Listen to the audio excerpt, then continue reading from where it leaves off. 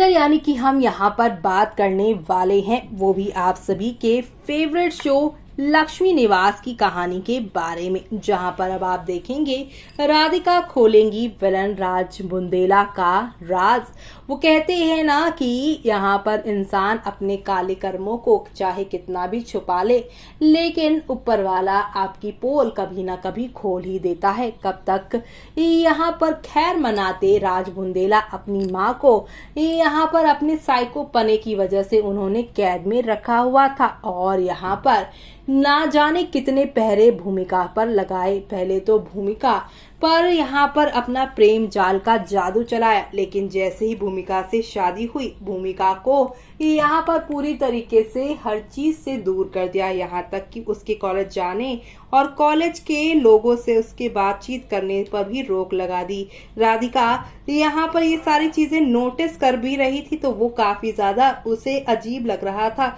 कि उसकी बहन एक ऐसे इंसान के साथ कैसे गुजारा कर रही है जो उसे हर एक चीज में, जो बेसिक चीजें होती है, एक ह्यूमन राइट होता है, उसके लिए भी कैसे रोक सकता है कि कहीं अपनी मर्जी से भूमिका जा आ नहीं सकती। यहाँ तक कि गार्ड से कहकर भी उसे रोक लगवा रहा है। जी हाँ, अब भूमिका को जो है उसके घर के गार्ड भी राजबुंदे की वजह से जाने से रोक रहे थे, लेकिन एक ऐसा घर कमरा है जिसमें कोई उसे जाने नहीं दे रहा था।